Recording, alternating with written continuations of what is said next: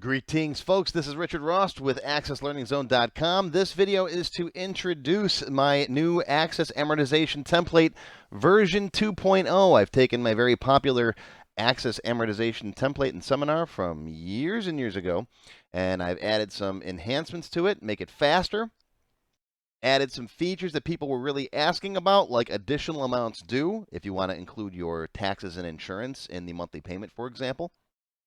I've added it so that you can make changes to the loan structure, like the interest rate or whatever, recalculate the entire loan, and then reapply all the payments. That was something that a lot of people asked for.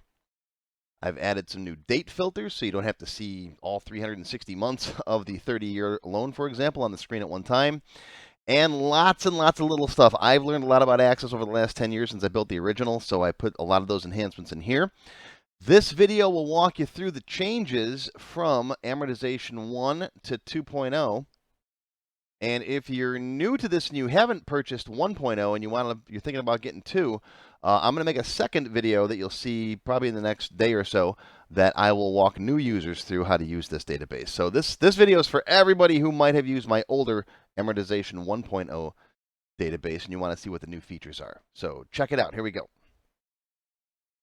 The purpose of this video is to show a list of features to people who have the previous Amortization 1.0 template or seminar, or if you're looking at just purchasing the Amortization 2.0 template.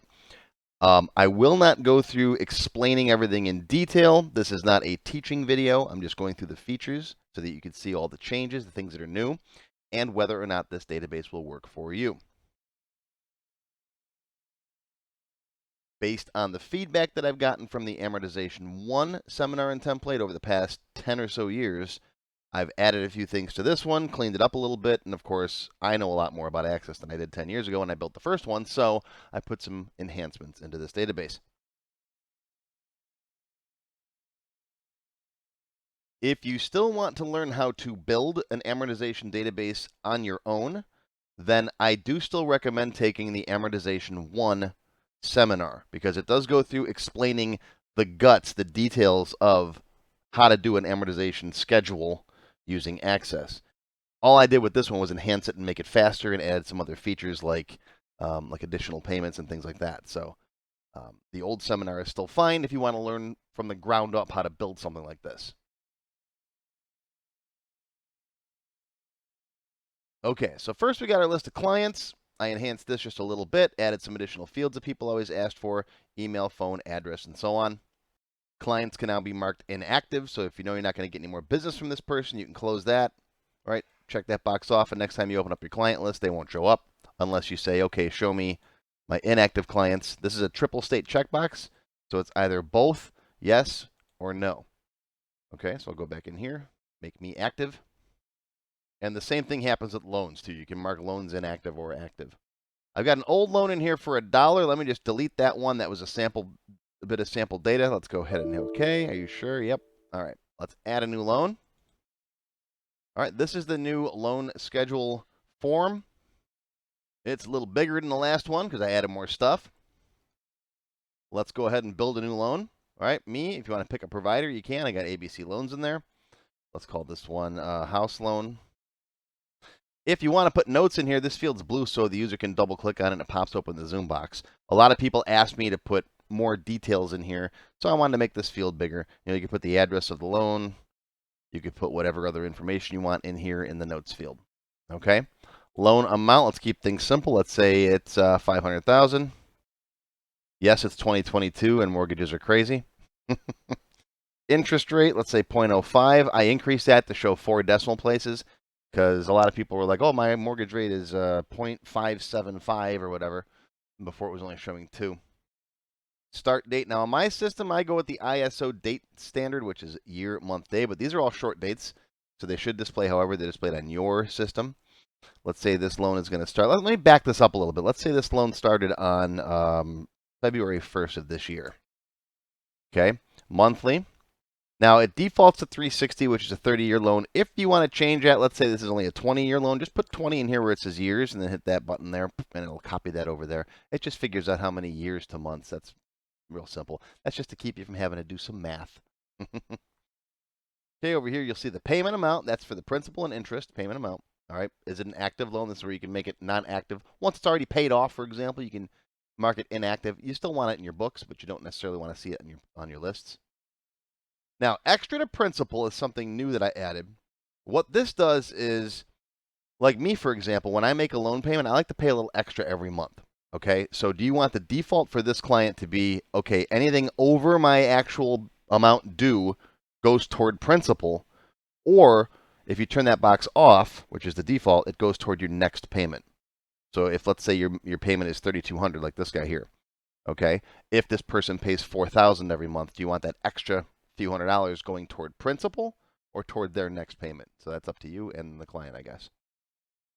Next, this is something new here. This is what you see down here, and you'll see in a minute. When you've got 240 months worth of payments down here, you might not want to see them all. So the default view is 1 year from the first unpaid period. So let's say a year down the line, you open this up, you want to see the current year's worth of data. You don't want to see starting from the beginning. Okay, and you can change this to manual, which means you type in the dates. 1 year from the first unpaid period, 1 year from the start of this month. So it takes this month and goes a year from today. So you see the next 12 payments, right? The current calendar year or the entire life of the loan. That should be the default. I need to fix that. That's a little bug. That's supposed to be the default, entire life of the loan.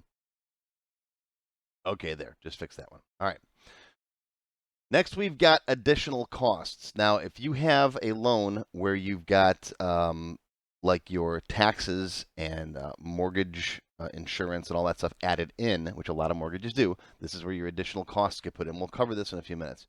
Let's just go over the basic loan real quick. All right, next I'm going to hit Calculate Loan Schedule, and you'll see how that's almost instantaneous now. One of the major upgrades that I did was the old database, the Amortization 1.0 database, used a loop where it would write a record, right? It would write out this record, go to the next, go to a new record, write that stuff out, go to a new record, write that stuff out in the form. All right, and so I enhanced this with a record set, which basically means it's all done in the computer's memory much faster than having to update the screen every time. All right, that's why you can do updates now, and it's just instantaneous. So that was the major reason why I wanted to do this upgrade. All right, some conditional formatting to make this loan better. Any period that is before the current date, it's currently June 13th, 2022. So these are all gray because these are in the past. And these are red because they're past due. So you can quickly and easily see what is past due or not. Just like up here, it'll show you there's 16,000 past due. Okay. Another thing I did was I locked this grid here. You can't actually come in here and type and change things because it messes all the other calculations up. Now, there is an unlock button down here you can click on. It says, are you sure you want to do this? If you make any manual changes, then whatever you change in here is not going to update the rest of the calculations. Okay, but there's ways to change everything. I'm going to show you the other way. I just want to explain what this lock-unlock button is. All right, in case you want to come in here and make a change, you can, but it won't automatically update everything else. Okay, so next up is making a payment. So right over here is the payment grid. Type in a payment. If you double click, it'll put in however much is past due or is owed in the next payment. So if I double click right now, it will put in the entire amount past due, right? $16,498.90. All right, hit apply payments, and it will now apply all those to the proper payments in there, and you'll see they'll turn green. Adding late fees is something that a few people have asked for. If enough of you are interested in that, I'll put that in the next version of this. Since late fees technically don't affect the schedule at all, I didn't put them in here. You can easily bill them separately if you want to create invoices for your clients and let them know how much is due as far as a late fee goes. Or if you want, you can even throw that in the additional field here. And I'll show you how to modify the additional field in just a minute. Okay, but let's go back. Let's delete this payment here. Okay. Now, in order to delete a payment, you got a couple options. You can either delete all of the payments with this button down here, which be careful. Or you have to, there's two checkboxes here. This one is applied, and if you hold your mouse over it, it'll tell you applied. And EP means extra payment over the required amount goes towards principal for that payment. Now, in order to delete a payment, you have to unapply it. All right, and then delete it. Okay, there's delete payment right down here, which that's just a security thing before you actually delete a payment. And it doesn't affect over here. Okay, so we'll have to recreate the loan schedule, and that will redo getting rid of that payment. Now, the thing is if you delete one payment, you still got the stack of other payments above it. So you just recreate the loan schedule and it recalculates everything. All right, but let's say they made their regular payment this month, which is $32.99.78. Okay, apply payments, and there you go. There's that one. Okay, now let's say the next month they paid over. They paid $4,000. Okay, they didn't say they wanted to put it toward extra principal, so we're going to apply that payment, and you get this much toward the regular amount here, and then $700 carries over to the next payment. Okay, now if I double click here, it'll show them everything that's due. It's past due is $91.99. Apply it. Okay, see how this works? It's pretty straightforward. You can enter in multiple payments if you want to. For example, if they sent in 3 checks at a time, they sent in $3,000, and then they sent in $2,000. Especially if they're back on their payments and they did this, okay, then you can apply all those and it'll attach all that money where it goes. Okay. Okay, so let's get them caught up on this last one here. $99.56 is what they owe on that one, and now they're caught up on that. Okay, so next month comes in and they want to make a $5,000 payment and they want to put the extra toward principal. So click on that button there, and then apply that payment. Now you'll see what happened was they paid $5,000. All right. $32.99 of it went toward the regular. Extra principal payment went there, and then it recalculates the schedule from that point on, because that will change how much they owe from that period on. All right, if let's say they hit big at the casino, okay, and they want to pay $100,000 and put extra toward principal, and then go, and there you go. See, and that drastically reduced, and it reduced the number of payments they have too. They're down from 240 down to only 173 now. Okay, their payoff amount is right down here now. This is new. If they came in right now and wanted to pay this loan off at this moment, that's what they would have to pay. If you try to pay more than that, it should yell at you. If I try to pay $400,000, yep, it'll yell. Total amount you entered is greater than what's due. And this is where you can see some of these sorting options here, like 1 year from the first unpaid period. All right, there's the first unpaid period, and you can see over here you're on payment 10. Okay, 1 year from the start of this month. There you go. Starts at payment 5. The current calendar year shows you the current calendar year, and then you can go to the entire life of the loan, which is everything. There's buttons down here to go to the end. That'll bring you down to the last payment, or go to the beginning, bring it back up to the top. Now, if you make any change to any of this stuff up here, you'll have to redo the payment schedule, which is okay because your payments are still all set in here, the amount of payments you got. But let's say something changed. Let's say that you realize there was a goof and they should have been paying 5.5% interest. Okay, notice now your calculate loan schedule has gone red. And if you try to do anything, it should yell at you, especially like if I try to close. It says, oh, you've changed the loan conditions without recalculating the schedule. Would you like to do that before exiting? Okay, yeah. So now hit the... Okay, I just locked up the system because I didn't realize it. I typed in 550%. And then it went crazy trying to figure out all these numbers. So I'm going to put a safeguard in here so that you can't do that. Okay, that's why I like making these little walkthrough videos sometimes, because sometimes when I'm doing this is kind of like my final run through too.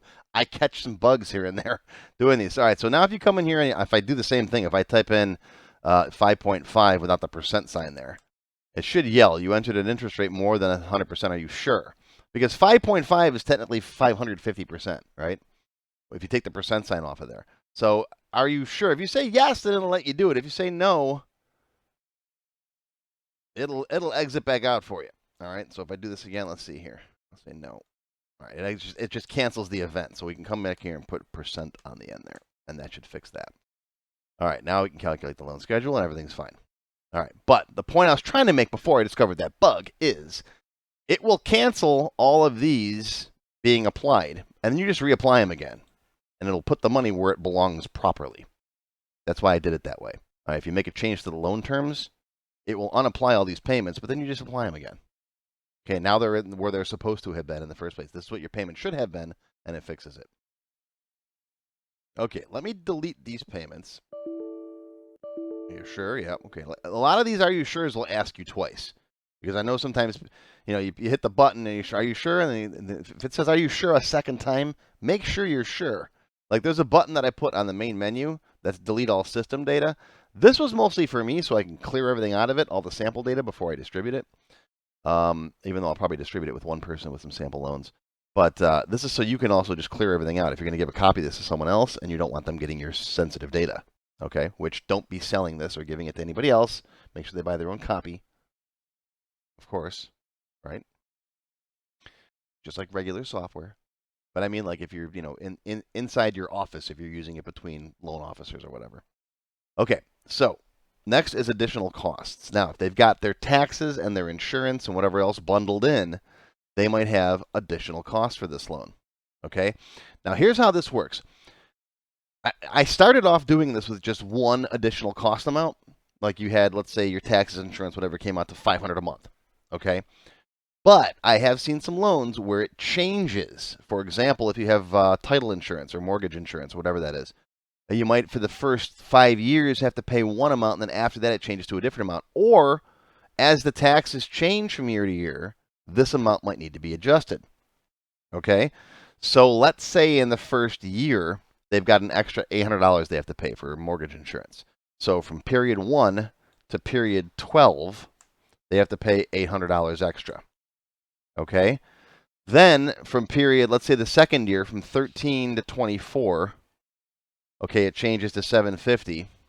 And then after that, let's say from 25 to the end of the loan, it's down to $650. Okay, see how that works? Now, this is very basic. I just added this. It doesn't check for overlaps. So don't put in here like 13 to 24 and then 20 to 30. I didn't put that logic in there. You have to be smart filling this out here. Okay. And it says modifying this information will require you to recalculate the loan schedule. It's not going to do it automatically for you. All right, just come back in here and hit recalculate. And there you go. Okay, there's your additional amount due for the first year. There's the second year, okay, and then there's the third year on. And again, this could change. If we get into year 4 now and you want to update it so that, you have to change it from this to this, whatever. So 25 to what, 36 is that, and then 37 to the end of the loan is whatever, 400. All right, you can make adjustments in here, recalculate the schedule, and then reapply their payments. Okay, so now as you see, the amount due has gone up, right? This payment amount up here is principal and interest. Okay, doesn't include their additional monthly payment, but this amount due over here does. All right, so now if they come in here and they pay $5,000 and put the extra toward principal, hit apply, and there you go. Okay. Down here, I added totals for the period shown and for the entire loan. So let's say you want to see just this calendar year. Okay, there you go. It'll show the period shown. This is the amount due, the amount paid, the regular, whatever. And this is still shows you for the entire loan down below. All right, if you want to change this to next year, just come in here, change this to 2023 and 2023. And there you go. And see, I always get good ideas when I'm doing these walkthrough videos, right? I added little plus and minus buttons here for you. So you can go plus a year and minus a year. So if you come in here, for example, say current calendar year, there's the current calendar years of the payments. Want to see next year, the year after that, the year after that, right? You can go backwards. Okay. Go to entire life of the loan. Okay. All right. Beautiful. See, little enhancements as I do these walkthrough videos. Now I mentioned earlier you could use additional costs for late payments if you want to, but you'll just have to be careful. So if you go to entire life of the loan here, all right. So let's say they're late for these 4 payments, and they're supposed to pay $800 X for their additional payment. If they have no additional payment, just make this the late fee. All right. But if they're late with these 4, then you just got to put in there manually. Okay, from 2 to 5, they're paying whatever your late fee is. Let's say your late fee is $50. All right, $850 for each of those. Okay, so go to additional costs. So this will just be period. You got to be smart now. So period 1 only. All right, periods 2 through 5, they're going to pay $850. All right, then you got to go back in there and put 6 through 12 in, and that'll be back to $800. All right, and if you sort this, right-click, sort, that should work out. 1 only, 2 through 5, 6 through 12, 13, 14, and so on. Okay. All right, so now if I close that, you're going to have to recalculate the loan schedule. Are you sure? Yep. Yep. Okay, and then it recalculated, and there's your late fees applied. Now you just apply their payments. There you go. Okay. So now they've come in. Now they got a $50 late fee on this month. So now the next time they come in, they put, let's say they put another, let's say they put $6,000 on their loan. Hit apply, and then it puts it in accordingly.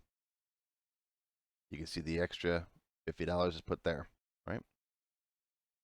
And by all means, do double check my calculations. I mean, I've run through probably 10, 15 different loans, but if you come across any mathematical errors, by all means, let me know. There's some pretty complicated math behind this. So I'm a computer programmer. I'm a nerd. I'm not a mathematician or an accountant. So if you find a math error anywhere in here, let me know.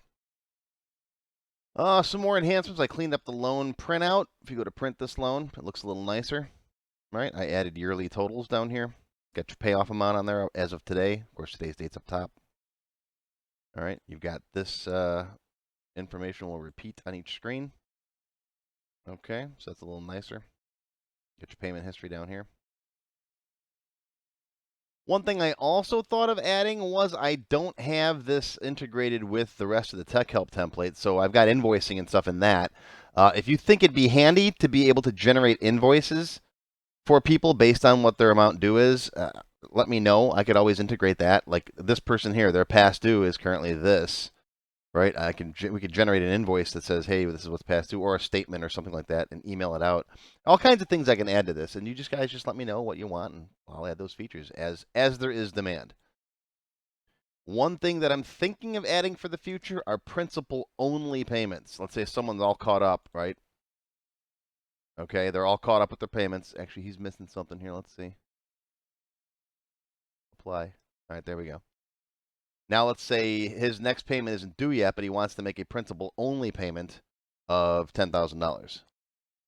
All right, if he pays this now, it's going to put the extra amount toward the next payment due, and then put what's left over after that to principal. I don't have a feature right now where we can just add an extra principal payment only to this. If you think it's important, let me know. Make some noise. Put a comment down below. I didn't think it's that big of a deal because most of the time people make extra principal payments on an existing payment, from what I know. But I don't do loans, right? I'm a computer nerd. So if you work in a loan business and that happens a lot, let me know. I've never done it. Well, maybe once or twice in my life, but I've always said, add this onto my next payment. And another thing I thought of adding possibly is variable rate interest loans. So for example, this is for fixed loans only. We could do variable interest rates by making a table just like this one, where it's like for periods 1 through 24, you're paying this interest rate. For the next periods, you're adding that interest rate. Again, if doing variable rate interest loans is important to you, let me know, and I can add it in. And the more people that say that they want something, the more likely I am to actually do it. So I've already got a list of stuff for loan amortization template version 3.0. So all right, little changes and fixes and stuff are, minor upgrades are free. This was pretty much a major overhaul of this. That's why I made it 2.0. How I'm going to work it is if you have purchased either the loan amortization template 1.0 or the seminar within the past year, so let's say after June of 2021, then you will get a free upgrade to this template, and I'll be sending it to you, and you won't have to do anything. It'll just be coming automatically. If you purchased either one of those things before that date and you want an upgrade, I will give you half off. You'll be getting an email about that with a link as well. And anybody else? Well, if you're a member, you get your member discount, so that's helpful. Otherwise, this should be available in the next day or so on the website. If you have any questions or comments, please feel free to post them down below. And that's it. Again, you'll find a copy of the Access Amortization 2.0 template on my website. Go to this page right here, Amort2, on my website for more information. And I'll put links to all that stuff down below that you can click on.